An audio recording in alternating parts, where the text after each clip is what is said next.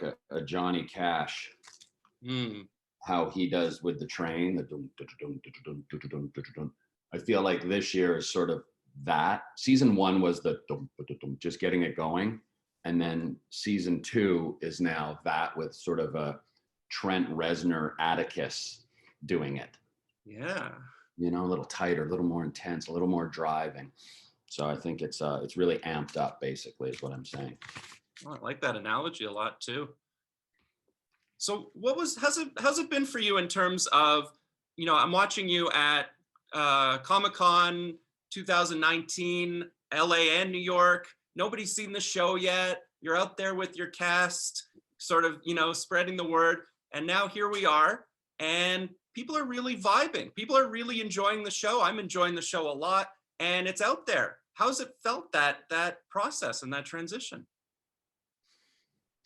Yeah, it's always odd when you're kind of promoting something that no one has seen. But it's great that people get to see it. I mean, it's interesting because I'm one of those actors that I love being on set, and I've been in my happy place working again. And so I don't watch a lot of, I'm an actor that loves to do it, but I'm not necessarily one that loves to watch it. I mean, aside from, I recently watched again, like Nomadland. Yeah. Steven, who just got an Oscar nod for nomination. So it was so sweet yesterday to see all the love from that entire family, that, the Walking Dead family. It was kind of cool to see that. But it's funny because those, I don't watch a lot of things. I like big, softy things. Ted Lasso I watched. I loved it. It was like a hug. Yeah. I've been reading about, when you've been doing the interviews, sort of what you've been talking about. And a big part is that, you're talking about the work. So after I was done with Snowpiercer yesterday, I put on He Never Died, one of my favorites that you're in. Such a cool movie for that one. I really want to check out your movie with Sabrina Carpenter that you've been talking about as well, too. That was The Short History of the Long Road. I love that. Like, that's when people do say, like, what would you love to do? Or the Calgary Herald, bless them, my hometown paper, which, when I'm in that, my mother is like, it's so sweet. She's still, that's, like, oh, I just talked to Anthony Hopkins or Ed Harris on Westworld. And she's like, who's that? But you're in the Calgary Herald? And I was saying to them about the headline was great. It was something about, like, Steven Ogg won super sweet roles or something like that.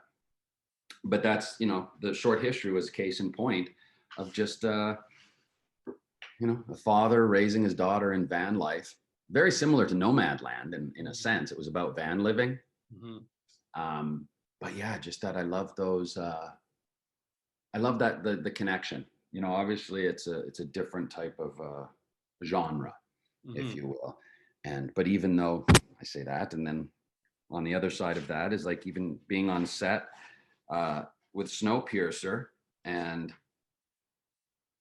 I was just saying this yesterday, actually, talking to a couple of the extras, masked, talking like this between shots or whatever it was, and just saying, man, isn't this awesome?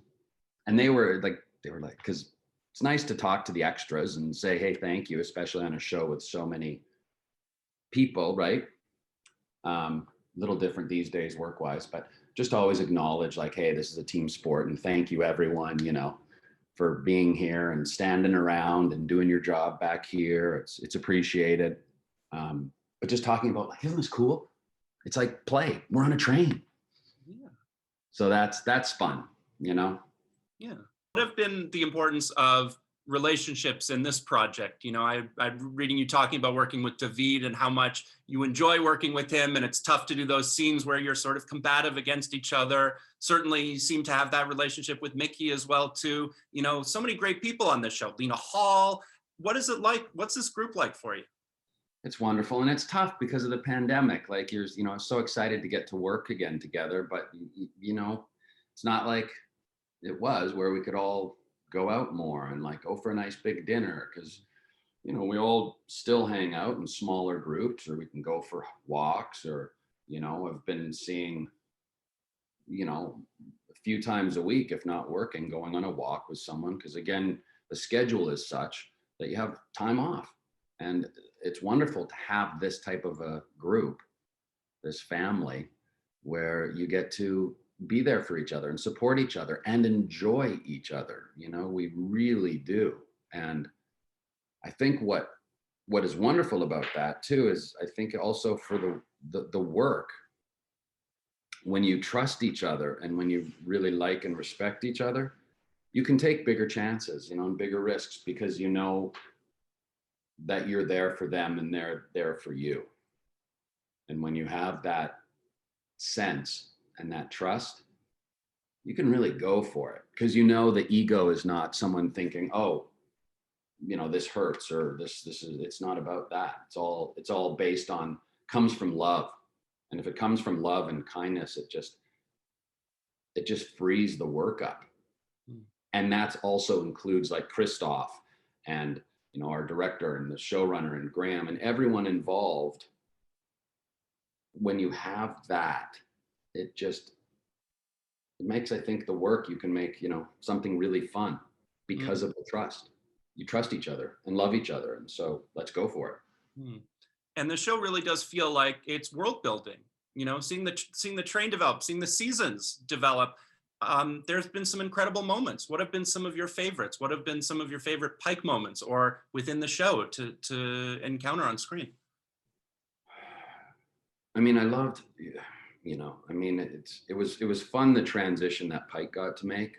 It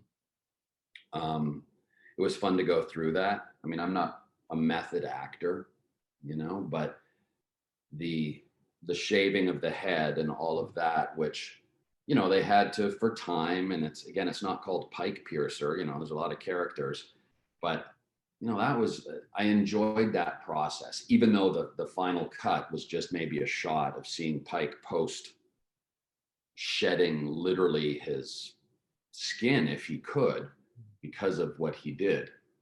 That was a fun thing to go through a process. It didn't obviously it wasn't a 20-minute version that you saw, the audience saw, but that was very memorable, just because it was such a cathartic moment for me, just to go through that place and to put one, again, not method, but that was just an amazing, to just put it all out there. And not in a self-indulgent actory way, but just in really let me see how much I can and I'm pretty open anyways. It's not like it takes me a lot to get to those places, but that felt great, and then it was fun being in the third class. I mean, the market. I love the market. Yeah, I mean, David, there's not like a favorite thing, with anyone in particular, because it is just, it's fun. And anytime you get to play with anyone, it's like, hey, we get to play. And especially in this world, you're like on a train and all of that stuff. So there's there's not a favorite. Well, yeah, there is. No, there's not. You've said that you don't necessarily lean into it too heavily thematically, aside from perhaps the tailies and sort of the class war that's present on the train. And we're seeing into the second season and a bit into the first that, the first class passengers are kind of, a lot of them are pretty villainous, When you come at it from a role that your character, Pike, is a criminal, but do you feel like there's sort of an arc of redemption? Do you feel like your character is being redeemed? Or do you think that we just have to sort of accept it as, there are different people on this train? I think that's what's interesting, is the tailies aren't, they're not all criminals. And, I don't think Pike necessarily was like some hardened criminal that escaped prison to get on this train. What happens once you're on the train and in the tail for 7 years, it's like being in prison, right? So for some people, if you, Viktor Frankl, obviously that's quite an extreme case, but the search for, the meaning of life type of thing. And what does it mean? some people in prison have awakenings. They become enlightened. Some people become hardened criminals in prison. So the tale is sort of like that. I think people have become, it messes with your head. You're in this confined space next to everyone. Like I was saying, I think, you know, being around those people in such a confined space for 7 years really messes with the head. And you probably, you know, someone farts and you probably, oh, it must be Tuesday and that's so and so, because you know everything. So you know, and just the same with First, they're obviously, they come in with a different place, but it's, you know, for me it's always just a haves and have nots, and it's sort of this, to me it's life's theme of the old Rocky Horror Picture Show. Don't get strung up by the way I look, don't judge a book by its cover. And that's what it is, right? The tailies are judged for being tailies, and they're like, well, they just couldn't afford to get on the damn train. Mm-hmm. The rich people could. Yay for the rich entitled. So what, they're better? And that's the battle I like, because as we see in the world, there's tons of other themes in Snowpiercer, but that's what's always resonated with me because of the haves and have-nots. And as we've seen, right? I mean, even in the pandemic, it becomes, you know, seems people with money somehow get a vaccine, and then there's poor people that somehow aren't getting it. Why is that? You know, why the housing market? You know, there's always people buying homes, yet there's this entire homeless situation. Like, where is there's the balance is, you know, our middle class has disappeared over the years. I think the pandemic has really reflected that. And that to me is what really resonates with Snowpiercer, is the haves and have-nots. And hey, can't we balance this shit out a little more? You know, they're not bad people, the tailies. I mean, because as we've seen, look at the First Class, right? Some real douchebags. Yeah, really. You know? Surprising ones as well, too, you know, some of the reveals of, you know, right? It starts off as a whodunit story, you know, it's a detective trying to figure it out. And to get where you got, I think is pretty incredible. To do that on a television show. Yeah, it's fun. And what have you found about that? Because, you know, a lot of your TV look, you know, Better Call Saul is one of the most interesting shows. Being able to dip into that in the first season and into the fifth and what they're doing. You know, The Walking Dead, obviously, certainly with this show, a number of your other projects.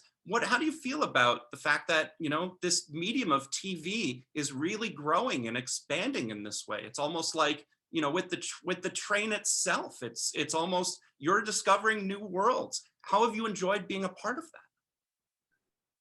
I mean, it's always fun, you know, to have that opportunity. Like I said, everything's under this umbrella of just being grateful and really appreciating the work.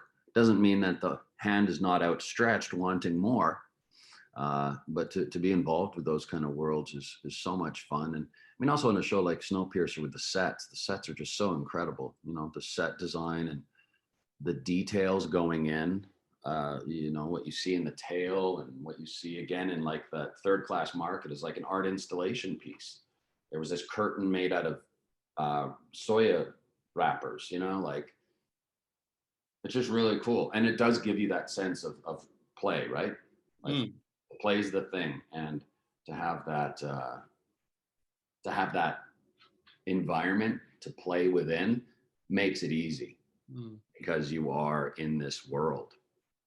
So you had talked about again how Nomadland kind of feels like thematically too. You were talking about some of the themes that have really resonated. How much do you think that this is sort of interconnected? You know, how much do you think that the art, that the shows that you're doing inform the culture? How much do they respond to the culture? Should they?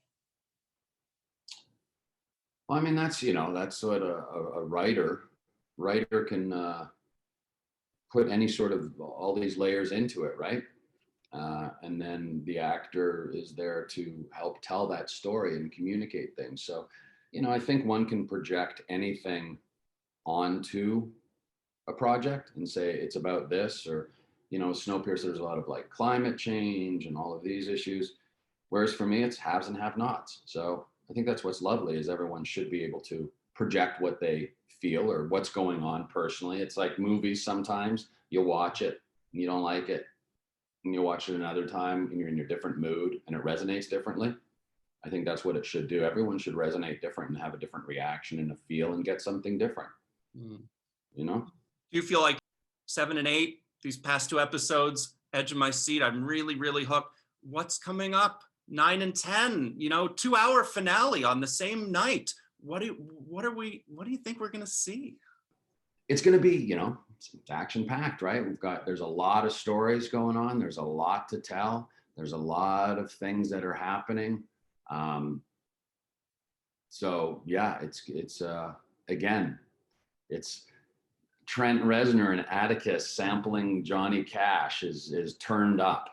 You know, they've got that. So there's a lot, it's gonna be fun.